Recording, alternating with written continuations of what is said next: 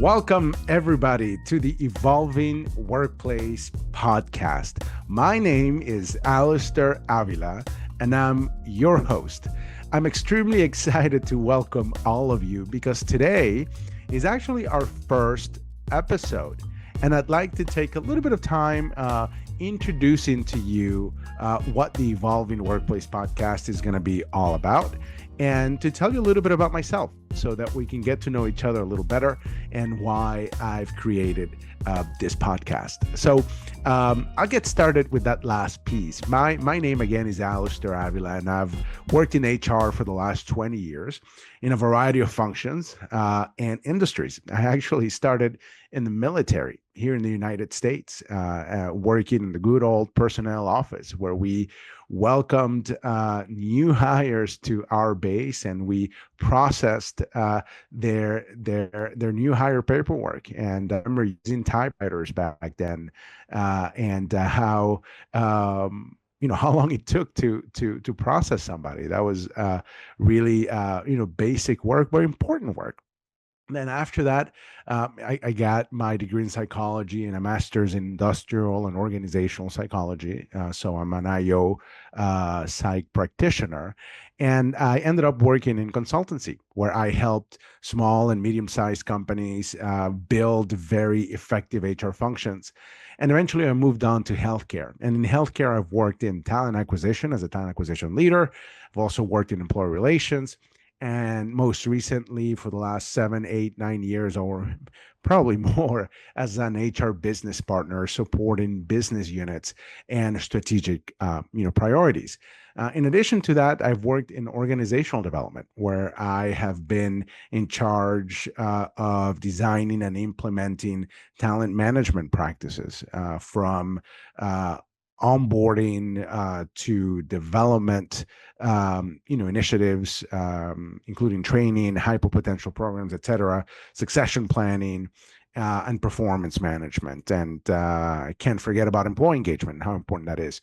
So I've worked in a variety of functions, and um, I think what I bring to the table is not just the experience, but a way of thinking about HR and leadership that is grounded on evidence. I have training also as a doctoral degree holder, where I became a practitioner scholar, right? Where I understand, evidence. I know how to interpret it and how to read it, and hopefully how to disseminate it, right? And that would be one of my goals of this podcast, is to provide you with information that is grounded on research and evidence.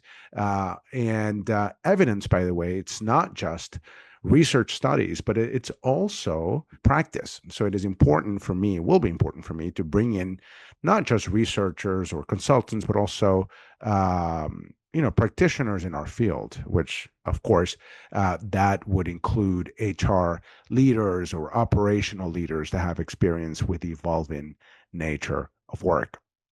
So, with that said, I hope to get to know you as well a little better by interacting with you through LinkedIn and through the various streaming channels that we'll have available for you, which we'll talk a little bit about in this podcast. So now let me tell you a little bit about why I created the Evolving Workplace podcast.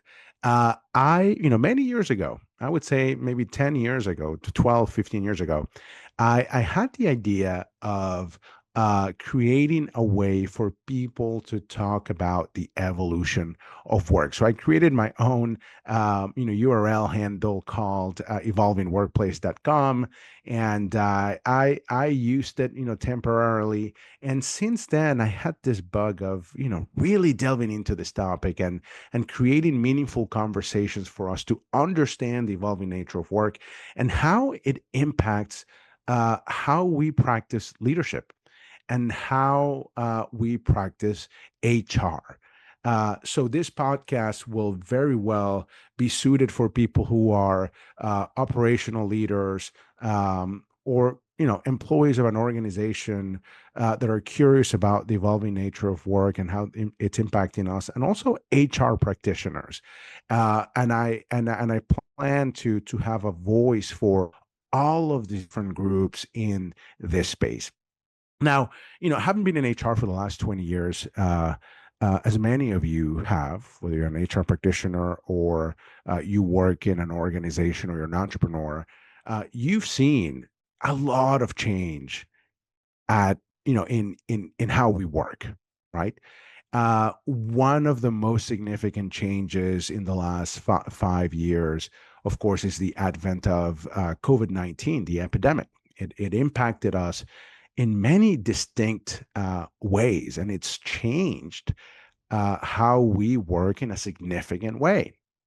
And um, just to give you an example that we've all experienced in some way, shape, or form is, of course, the need for us to work remotely so that we could, at the time, we thought that was the best way to protect ourselves from becoming sick from the COVID-19 virus.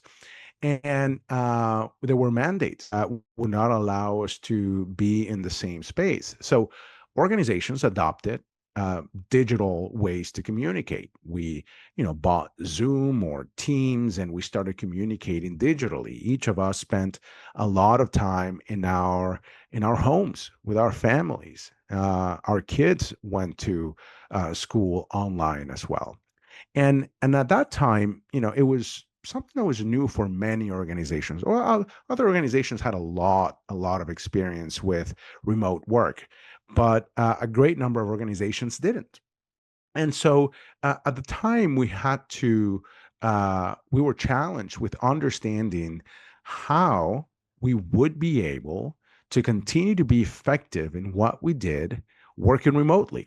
And to be fair, a lot of organizations did not know whether we would be able to continue to be effective working remotely. And to the surprise of many, we realized that we were, right? And there are things that organizations did in order to address the challenge of working remotely, especially organizations that needed to be, more creative and needed to collaborate in an effective way. And where in the past they were used to do that in a physical space, now they had to understand how to do that remotely, right? So I think that's a great example of understanding the evolution of work and how that might impact the outcomes that are set in place that we're trying to strive for. And if we understand the impact or the potential impact of that and how that would work, then we can make decisions about how we want to manage work, practice leadership, and implement the right ways of doing HR practices in order to continue achieving our goals, right? And just to go back really quickly to the remote work, there are a lot of companies now asking people to come back to the office, um, and that is, it continues to be a hot topic of discussion. We know uh, through evidence and research that remote work actually has a very positive outcome on a variety of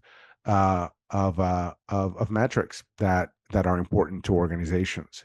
Although it all, the devil's in the details, and a lot of this positive impact depends on those details. So, for example, when it comes to the impact of remote work on productivity, there is research that shows that productivity is increased by more than 10%.